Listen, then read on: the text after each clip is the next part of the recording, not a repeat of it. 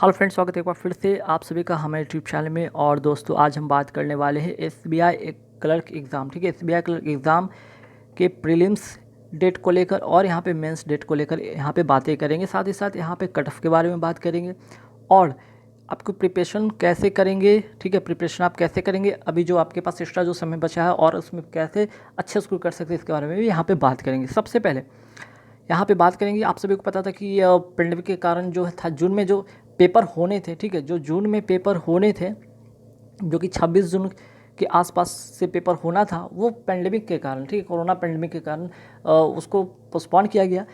अब बात है कि जब ये पेपर पोस्टपोन होता है तो पेपर कब होगा। देखिए, पेपर जब भी होगा आपको अगस्त से पहले होगा, मीन्स कि जुलाई में आपको प्रीलिम्स होंगे और अगस्त के फर्स्ट वीक में आपको यहाँ पे मेंस का पेपर डेफिनेटली होने को होगा। ठीक है, क्यों, वजह क्या है कि आप सभी को पता है कि IBPS RRB का नोटिफिकेशन आ चुका है, जिसमें कि प्रीलिम्स का उसका शेड्यूल है, मेंस का शेड्यूल है। ठीक है, तो उसने अपना अगस्त, सितंबर, अक्टूबर, नवंबर, तो ये 4 जो मंथ है उसमें वो पेपर कंडक्ट कराएगा। प्रीलिम्स की भी वहाँ पे कंडक्ट कराएगा, वहाँ पे मेंस का कंडक्ट कराएगा, जिसमें कि ऑफिसर स्किल 1 है, 2 है, 3 है। साथ ही साथ आपका यहाँ पे ऑफिसर स्टूडेंट का भी है, तो सारे उसके शेड्यूल वहाँ पे हैं। उसके बाद तो कराएगा नहीं, जब भी कराएगा जुलाई में ही कराएगा और अगस्त में इसका पेपर होगा। अब जब ये जुलाई में और अगस्त में पेपर होगा तो कब तक संभावना, किस तारीख को ये संभावना है कि ये पेपर होगा। तो आप लोग बैठे नहीं, आप सभी के पास अच्छा अपॉर्चुनिटी, ठीक है, आप सभी के पास अच्छा अपॉर्चुनिटी, फटाफट आप लोग तैयारी में लग जाए। अगर जो लोग तैयारी में थोड़े बहुत ढिलाई किए हैं, जो थोड़े बहुत ढील दे दी अपने आप को, और शेड्यूल को टाइट कर और बेस्ट परफॉर्मेंस करेंगे। देखिए, अगर हम बात करते हैं, अगर RRB नोटिफिकेशन के अनुसार बात करते हैं, तो देखिए यहाँ पे अगर पेपर जो होना था, आप सभी को पता है कि जून के एंड में होना था 26 जून को, और उसका जो मेंस था आपका 31 जुलाई को था। ठीक है, 31 जुलाई को यहाँ पे क्या था आपका जो है ये मेंस होना था प्री शेड्यूल के अनुसार, और यहाँ पे 26 जून से आसपास में आपका यहाँ पे प्रीलिम्स का पेपर होना था, जो कि ये पोस्टपोन हो गया। अब जो नया शेड्यूल, अगर इसके RRB एग्ज़ाम के नोटिफिकेशन को अगर बात ध्यान में रखते हैं, तो ये नया शेड्यूल कब तक बन सकता है और कब हो सकता है पेपर। तो देखिए, मेरे अकॉर्डिंग ये जो प्रीलिम्स का पेपर हो सकता है वो 3 जुलाई से स्टार्ट हो सकता है ना। 3 जुलाई से पेपर स्टार्ट हो सकता है, क्योंकि यहाँ पे प्रीलिम्स के बाद आपके पास 1 मंथ के करीब, लगभग 25 से 30 दिन, ठीक है, 25 से 30 दिन के आपके पास समय मिलते हैं मेंस पेपर में के लिए। बहुत ज़्यादा समय नहीं मिलता है। अगर उसके अकॉर्डिंग देखा जाए तो मेंस का पेपर तो एक ही दिन होना है ना। प्री का भले 2 से 3 दिन, 4 दिन में होता है पेपर। ठीक है, तो यहाँ पे अगर बात करें मेंस में, तो बस एक ही दिन का पेपर होता है, 2 शिफ्ट में होता है।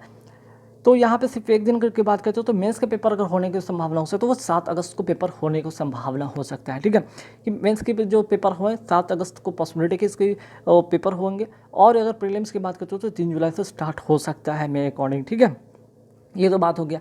अब फटाफट एक नज़र डाल लेते हैं, जो बच्चे, जो भी स्टूडेंट अगर तैयारी कर रहे पेपर देंगे, उनको एक चीज़ पहले क्लिक होना चाहिए कि कट ऑफ क्या था। कट ऑफ होने के बाद आपको 3 जो सेक्शन होंगे, 3 सेक्शन में आप कैसे बेहतर प्रदर्शन करेंगे, कैसे बेस्ट परफॉर्मेंस करेंगे, कहाँ पे आप स्कोर कर सकते हैं, कौन सा सब्जेक्ट ज़्यादा स्कोरिंग होता है, इस बारे में भी बात करेंगे। तो सबसे पहले आपको कट ऑफ के बारे में बात कराते हैं। ठीक है, अगर हम बात करते हैं यहाँ पे रिजर्व कैटेगरी का 2020 की, अगर प्रीलिम्स की बात करते हैं कट ऑफ का, तो देखिए आंध्र प्रदेश का कट ऑफ कितना गया था, 68। ठीक है, 68 गया था। इस बार कितना जाने की संभावना, लगभग इसी के आसपास में रहेगा। ठीक है, बहुत ज़्यादा कट ऑफ हाई नहीं जाएगा, लगभग जैसे 68 है तो 70 या 68 के आसपास में, मीन्स कि इसी के आसपास में 71 या 69 ऐसे कट ऑफ गिरेंगे, है ना। बिहार की अगर बात करते हो तो बिहार में कितना कट ऑफ था, 68.75 जनरल कैटेगरी से। ठीक है, अब आते हैं यहाँ पे छत्तीसगढ़ का कट ऑफ कितना गया था, 68.75 गया था कट ऑफ। ठीक, दिल्ली की बात करते तो 76.25 गया था कट ऑफ। गुजरात की बात करते तो 56.75 गया था कट ऑफ। हिमाचल प्रदेश की बात करते तो 66। झारखंड की बात करते हैं तो 68.25।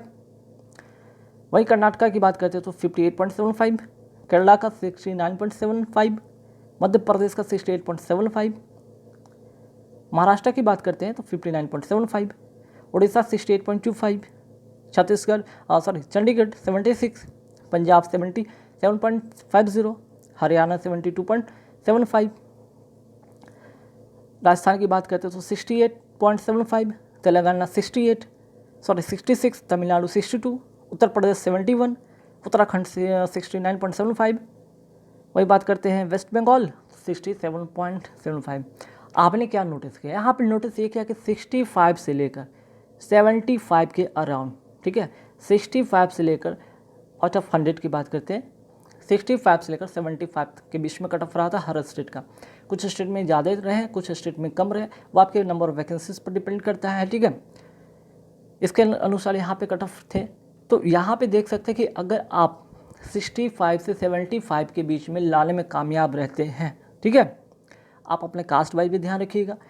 अगर आप 100% एक्यूरेसी रखते हैं, ठीक है, 100% एक्यूरेसी रखते हैं, पहला चीज़ स्पीड मेंटेन रखते हैं। स्पीड करने का मतलब आप मैक्सिमम अगर अटेम्प्ट करते हैं और स्पीड एक्यूरेसी रहती है, आपका डेफिनेटली पेपर क्लियर होगा।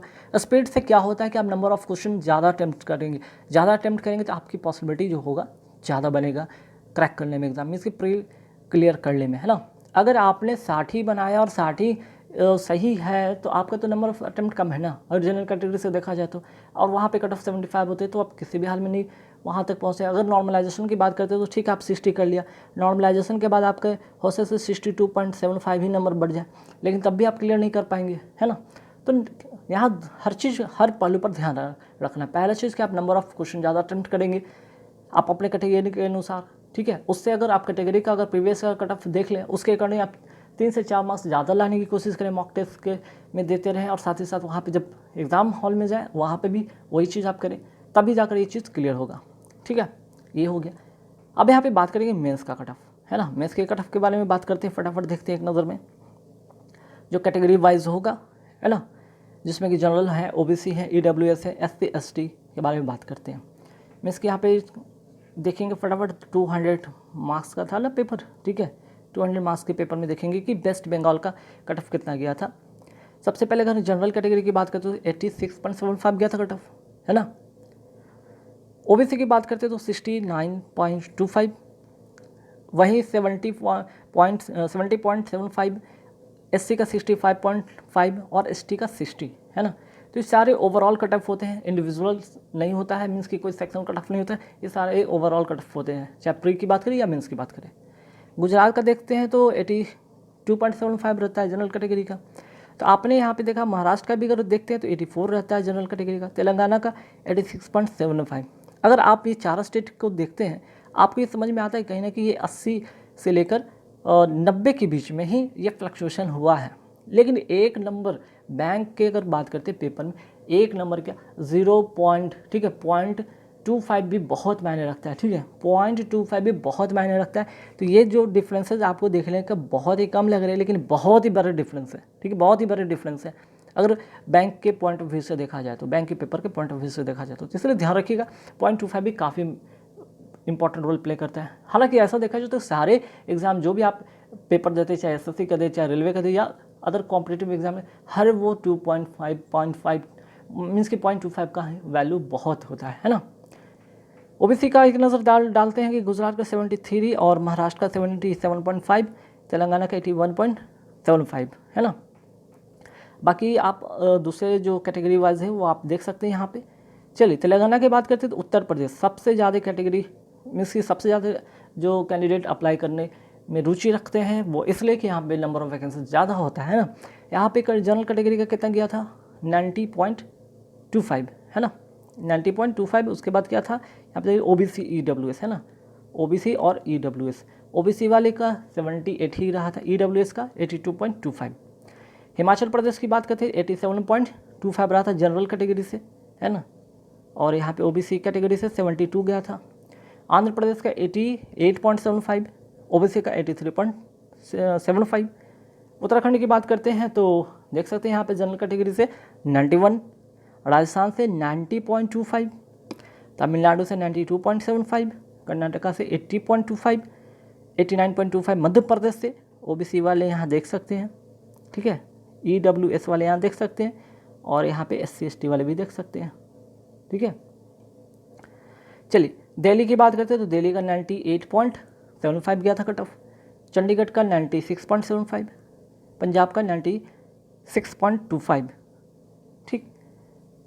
तो ये रहा आपका मेंस का कट ऑफ, ठीक है।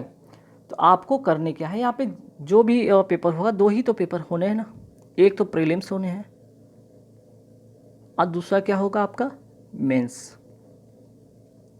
प्रीलिम्स की अगर बात करते हैं 100 क्वेश्चन होते हैं 100 मार्क्स के लिए, 190 क्वेश्चन होते हैं 200 मार्क्स के लिए, यहाँ पे 100 मार्क्स के लिए होता है।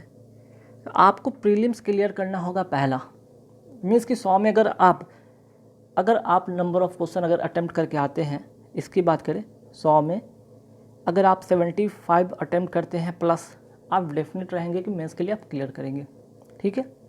वही अगर मेंस की बात करते तो यहाँ पे 200 मार्क्स में से, ठीक है, अगर 200 मार्क्स में से अगर आप यहाँ पे नंबर ऑफ़ क्वेश्चन की बात हो रही, आप यहाँ पे अटेम्प्ट की बात हो रही है ना, जैसे 100 में 75 करके आ रहे, 75 प्लस करके आ रहे, तो अगर यहाँ पे नंबर ऑफ़ क्वेश्चन के अकॉर्डिंग देखा जाए 190 में, तो 190 में आप कितना करेंगे कि आपका जो है स्कोर बेस्ट होगा।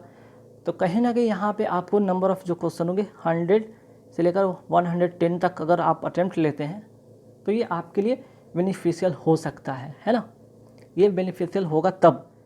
तो कुल मिलाकर प्रीलिम सबसे पहला आपको टारगेट होता है प्रीलिम्स क्लियर करना, लेकिन जो अगर एक्चुअल में तैयारी करते वो प्री के साथ साथ वो मेंस की तैयारी करते रहते हैं, क्योंकि प्री के बाद आपके पास समय नहीं होता है मेंस की तैयारी करने का, और इतने कम समय में आप उस चीज़ को आप क्रैक नहीं कर पाएंगे, मीन्स कि उस सिचुएशन को वो पैटर्न को आप समझ नहीं पाएंगे पेपर देने से पहले। इसलिए पैटर्न समझते हुए, समय को देखते हुए आप उस चीज़ को पहले से प्रिपेयर रहेंगे तो आपके पेपर अच्छे जाएंगे, है ना। क्योंकि मेंस देखिए प्री बहुत लोगों का क्लियर होता है नो डाउट, पर मेंस बहुत लोगों का क्लियर होते हुए भी वो डिस्क्वालीफाई हो जाते, क्लियर नहीं कर पाते। वजह होता है कि वो क्या करते हैं, प्री क्लियर करने के बाद ये स्ट्रेटजी बनाते हैं कि मेंस को क्लियर करना है, लेकिन जो एक्चुअल में क्रैक करना चाहते हैं वो प्री से ही पहले मेंस की तैयारी के साथ साथ प्री का भी तैयारी करते रहते हैं, जिसकी वजह से उनका पेपर क्लियर होता है।